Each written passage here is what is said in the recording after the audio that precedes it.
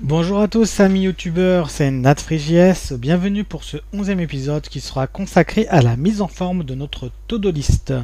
Et ceci passe par le fichier CSS qu'on a créé au tout premier épisode de cette série, mais qu'on a très peu utilisé. Le CSS est un monde à part entière, bien que c'est un langage assez simple, il n'est pas du tout évident d'arriver à positionner nos éléments HTML comme on le souhaite. Et je ne suis pas un expert, donc on va rester soft pour donner du style à notre to-do list sans pour autant se perdre dedans. Et on va commencer par la base de la base, la boîte CSS. Alors c'est quoi la boîte CSS? Alors vous allez dans votre console, vous allez sur éléments, et vous verrez ici une petite boîte qui correspond à chaque élément qu'on a sélectionné. Par exemple, là je sélectionne mon input, et je vois qu'il y a une marge, qu'il y a une bordure, qu'il y a un padding et qu'il y a mon élément. Et un des principaux problèmes, c'est que lorsqu'on spécifie la taille d'un élément, notre taille n'est pas, la taille du padding, du border et de margin ne sont pas incluses. Et donc ça pose pas mal de problèmes de calcul, de positionnement. Et je vais vous montrer une petite astuce tout à l'heure pour pas avoir ce problème à gérer. Bon, alors c'est quoi ce padding, c'est quoi ce border, c'est quoi ce margin? Notre élément il est ici. Et cet élément-là, en fait, la plupart du temps, ça correspond à du texte ou quelque chose comme ça. Il est entouré par un espace. Et on l'appelle l'espace intérieur. Ça s'appelle padding. C'est-à-dire notre objet, il peut se déplacer ici dans cet espace. Et notre objet, il est entouré par une bordure. Même si la bordure, elle est invisible, on pourra spécifier tout à l'heure des couleurs. Cette bordure-là, notre élément il ne veut pas sortir de cette bordure. Si on agrandit notre élément, notre bordure s'agrandit avec. On va dire que c'est la frontière. Et en dehors de cette frontière-là, nous avons un margin, c'est-à-dire nous avons un espace, comme le padding, sauf que cet espace, il est externe. Ça veut dire que si on a notre objet à côté, cet autre objet-là, il ne pourra pas rentrer dans l'espace de notre élément qui est ici. Bien sûr, on va faire un exemple, ça va être plus simple à comprendre. Retournons dans notre HTML et on va ajouter un élément. On va ajouter un titre. Pour un titre en HTML, c'est H1 ou H2 ou H3 ou H4, ça dépend de l'importance du titre. H1, c'est-à-dire c'est le titre le plus important. Mon titre, voilà, on enregistre. Mon titre, il est ici. Maintenant, on va aller dans le CSS et on va configurer notre titre H1. Donc, style.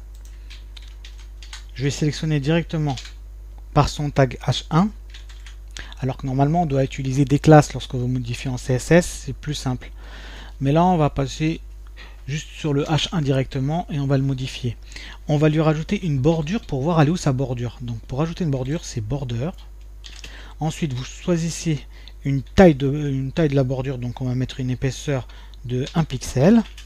Quel type de bordure? On va mettre une solide, ça veut dire un trait continu. Et une couleur, on va lui mettre red.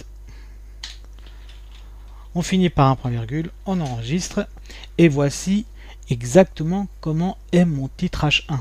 Vous voyez, il a une bordure, elle est gigantesque, alors que le texte, il ne fait même pas la moitié de l'élément.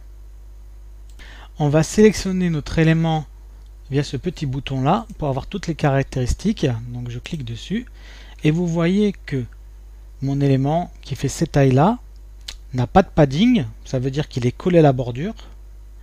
Il a une bordure de 1 pixel, c'est normal, c'est moi qui lui ai demandé de faire une bordure de 1 pixel.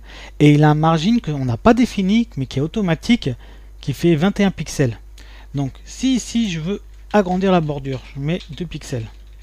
Qu'est-ce qui va se passer? Vous voyez que ma bordure s'agrandit à 2 pixels, et ici on est passé à 2 pixels également.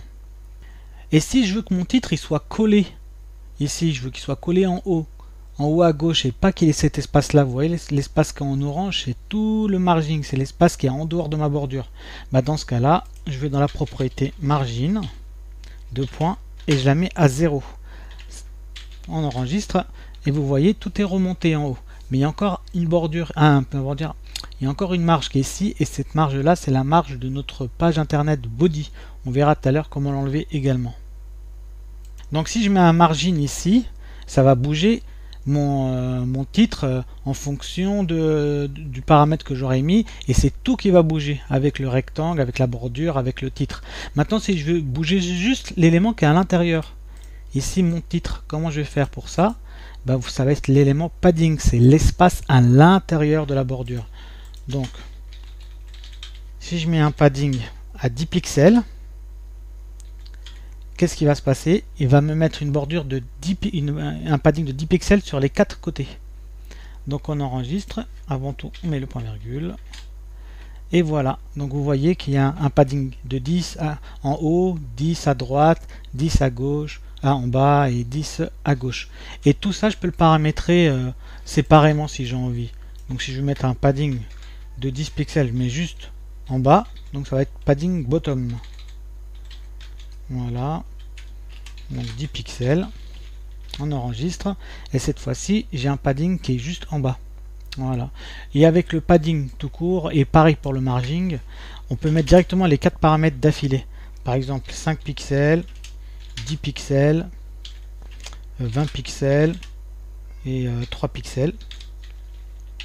J'enregistre, et vous voyez maintenant j'ai un padding de 5 pixels en haut qui est le premier élément, de 10 pixels à droite, de 20 pixels en bas et de 3 pixels à gauche. En fait ça tourne dans le sens d'une aiguille d'une montre. En général tous les éléments HTML ils ont chacun une bordure, un margin, un padding qui est déjà spécifique, et des fois on veut que tous nos éléments ont les mêmes tailles, et avec les paramètres de base c'est un peu compliqué. Donc le plus simple c'est de réinitialiser toute notre page en enlevant tous les paddings de base et tous les margins de base. Alors pour faire ça, c'est pas compliqué. Déjà, on fait un peu le ménage ici. On enregistre le HTML, on retire notre titre. On enregistre tout ça. On revient dans notre style. On va passer tout en haut. On va mettre une étoile, une accolade. L'étoile, elle va permettre de sélectionner tous les éléments qu'il y a dans notre page. Et on va tous leur mettre un margin à 0, un padding à 0 également, et on va mettre un truc qui est très pratique qui s'appelle le box sizing border box. Alors c'est quoi le box sizing border box? Et bien en fait lorsqu'on va spécifier une taille dans notre élément, par exemple qui fasse 10 pixels, et ben il va prendre en compte le padding, le border, le margin. Donc on sait que tout notre élément il fait 10 pixels. On n'aura pas à se casser la tête pourquoi ça dépasse d'un côté, parce qu'on a oublié un margin ou un padding ou quelque chose comme ça. Donc on enregistre, et vous voyez maintenant tout est collé en haut à gauche, j'ai plus aucune bordure dans ma page HTML. Et c'est moi-même maintenant qui va fixer des bordures là où j'ai envie d'en mettre, des margins là où j'ai envie, des paddings là où j'ai envie également. On va s'occuper maintenant de notre body. Donc on va mettre un peu plus d'ordre dans notre bureau. Ça, on l'enlève. On va mettre nos styles CSS en bas. Voilà, on garde lui ici. Ça, on va le fermer. Voilà. On va mettre un petit fond dans notre body. Donc pour cela, on sélectionne notre body. Pour mettre une couleur, c'est background color. Et ici, vous choisissez la couleur que vous voulez. On enregistre et voici l'effet. Bon, c'est un petit peu moche, donc nous ce qu'on va utiliser c'est un dégradé.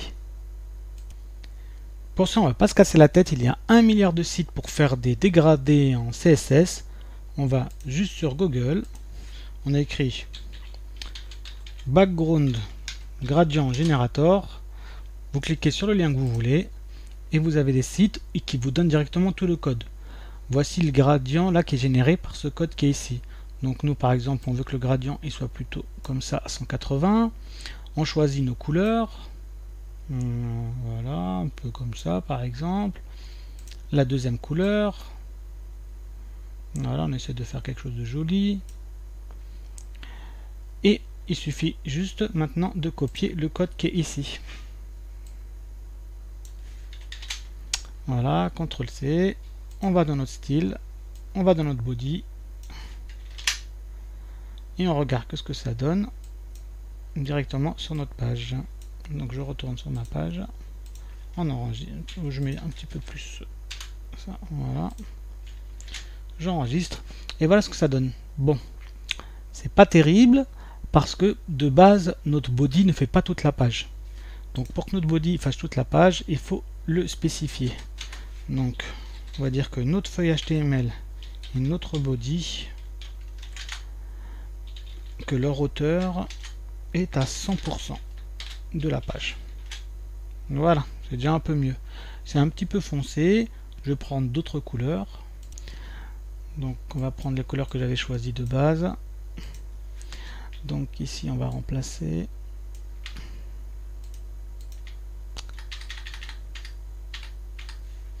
On va mettre ça.